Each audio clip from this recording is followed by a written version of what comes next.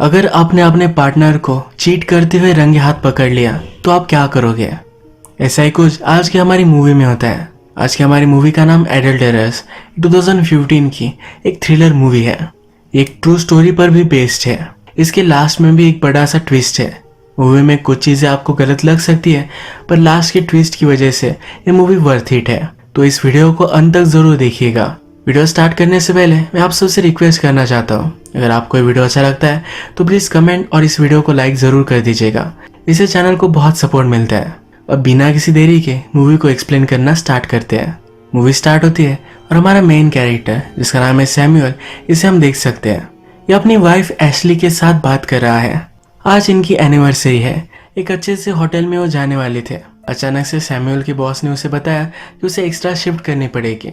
इसी वजह से इनका सब प्लान चौपट हो गया। फिर होगी, अगर तुम तब भी सोई हुई नहीं होगी तो फिर हम एनिवर्सरी सेलिब्रेट करेंगे। इसके बाद सैम को हम काम पर देखते हैं। काम पर उसके एक कोवर्कर है जिसका नाम है लोला। लोला को उसका बॉस हमेशा उसके ऑफिस में ही रखता है। सैमुअल लोला से कहता है कि शायद वो तुम्हें पसंद करता है, इसीलिए ये सब वो कर रहा है। सैमुअल ने फिर एक फ्लोरिस्ट को कॉल लगाया, अपनी वाइफ के लिए ब्यूटीफुल फ्लावर्स भेजने वाला है। लोला ये सब सुन रही थी तो उसे बहुत ब्यूटीफुल लगता है। अब मैं आपको जो भी सब बातें बता रहा हूँ ये मूवी के एंड के लिए बहुत ही इंपॉर्टेंट है। इसे आप ठीक से याद रखिएगा। सैमुअल एक सुपर शॉप में हेल्पर है। यहाँ पर एक फ्लाइट अटेंडेंट थी जिसे वो कुछ बाय करने के लिए हेल्प करता है। वो जब घर आ रहा था तो एक गाड़ी ने उसे कट मारा। इस गाड़ी के नंबर प्लेट पर फ्लैश लिखा हुआ है। वो घर पहुंचा और जनरली इस टाइम पर उसकी वाइफ घर पर नहीं होती है। उसने जो भी सब गिफ्ट्स लाए थे ये सब उसने घर में उसे सरप्राइज करने के लिए रख दिए।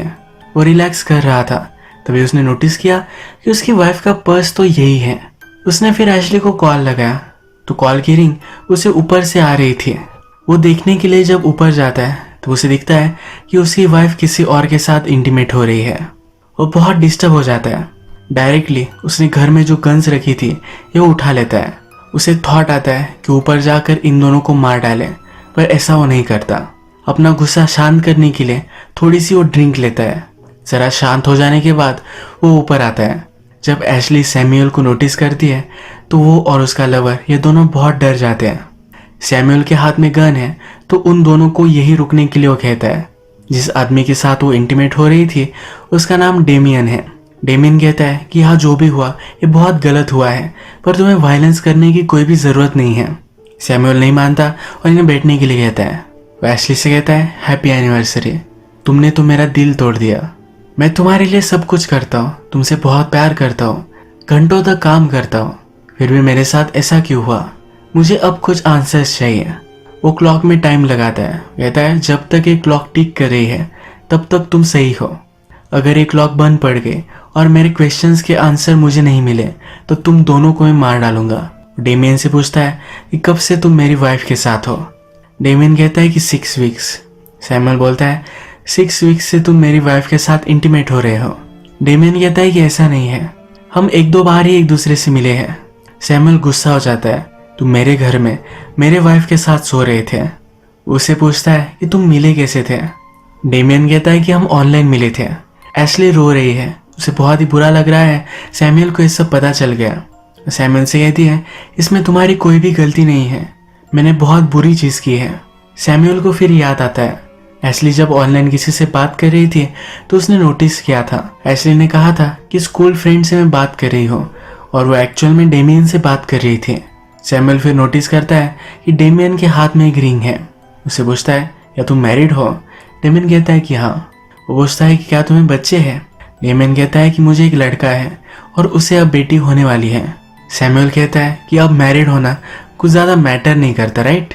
तुम दोनों में बात आगे कैसी बढ़ी? डेमियन कहता है हम दोनों एक दूसरे से चैट करते थे, वो एक दूसरे को जान गए और इसके बाद उनका अफेयर स्टार्ट हो गया। सैमुअल डेमियन से पूछता है मेरी वाइफ के साथ होकर तुम्हें कैसा लगा? वो इस पर आंसर नहीं करता। अब सैमुअल चाहता है कि एशली और डेमियन ये उसके सामने ही इंटीमेट हो। एशली कहती है ये तुम क्या कर रहे हो? ये बात हम दोनों के बीच में है, हम इसे सुलझा सकते हैं। सैमुअल मानता नहीं और उसके पास गन है। इसी वजह से एशली और डेमियन को उसके सामने इंटीमेट होना पड़ता है। एशली को उसके मोबाइल पर उसके बॉस का कॉल आया। ये कॉल सैमुअल उठाता है और कहता है कि आज एशली उसके काम पर नहीं आएगी, घर पर कुछ प्रॉब्लम चल रहे हैं तो यही वो सॉर्ट करेगी। ये हो जाने के बाद सैमुअल कहता है ये जो सिचुएशन है ये मैंने एक मूवी में देखी थी। एक आदमी टैक्सी में अपने घर तक आता है पर वो रॉ बिल्डिंग में पहुंच जाता है। यहाँ पर विंडो में अपनी वाइफ को देख सकता था। मूवी में वो आदमी कह रहा था कि वो किस तरह से अपनी वाइफ को मारेगा। सैमुअल कहता है कि मुझे भी अब वैसे ही लग रहा है। मैंने मेरी लाइफ में किसी भी औरत को हर्ट नहीं किया है। मुझे बिलीव नहीं होता कि मैं ऐसा भी कुछ कर सकता हूँ, पर इस सिचुएशन में तुम दोनों ने मुझे डाल दिया है। मुझे पता नहीं है कि मैं क्या करूँगा। सैमुअल फिर डेमियन के बारे में और कुछ जानना चाहता है।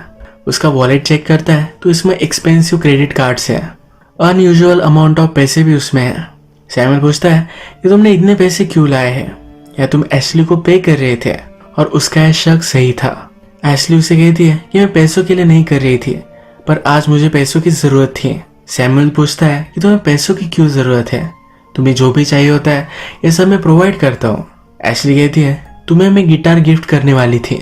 हमेशा हमारे पास पैसों का प्रॉब्लम होता है तो इसीलिए मैं उससे लोन ले रही थी।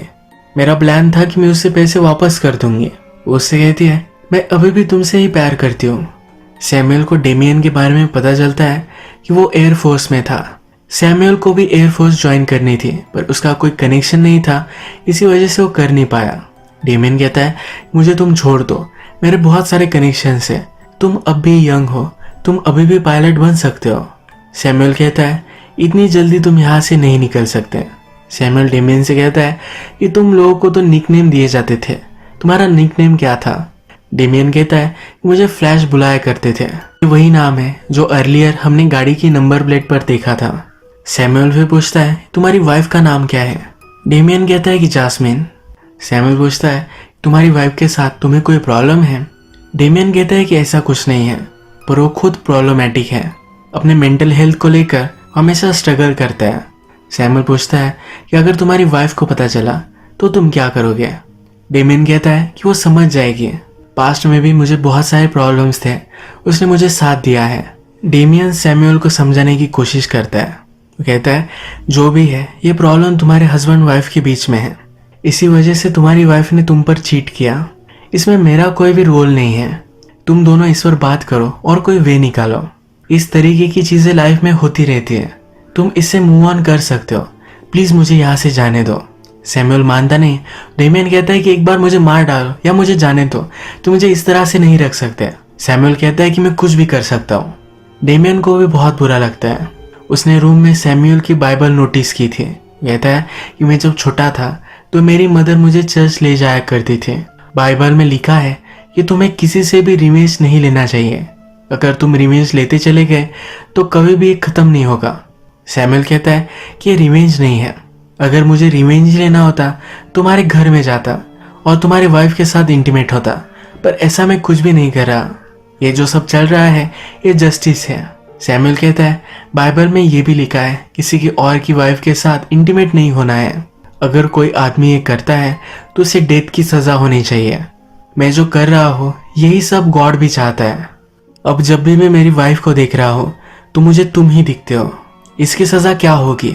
इसकी सजा डेथ ही है। डेमियन बोलता है तुम्हें बहुत सारे पैसे दे सकता हूँ, आजकल सब लोगों का पैसों का प्रॉब्लम चल रहा है। मुझे सिर्फ एक कॉल लगाने दो और शाम तक तुम्हें सब कुछ वैसे मिल जाएंगे। सैमुअल अब भी नहीं मानता। डेमियन के पास 2 फोन है। एक फोन वो सिर्फ अफेयर्स करने के लिए रखता है। सैमुअल जब डेमियन के फोन में एशली का नंबर सर्च करता है तो एज अ प्रोस्टिट्यूट ही उसने सेव किया है। सैमुअल एशली से कहता है देखा वो तुम्हें क्या समझता है। डेमियन सैमुअल से कहता है हम दोनों कोई अलग अलग नहीं है। जब पहली बार तुम भी एशली से मिले थे तो मैरिड थी। सैमुअल उस पर गुस्सा हो जाता है, इसे ये कैसे बातें पता चली।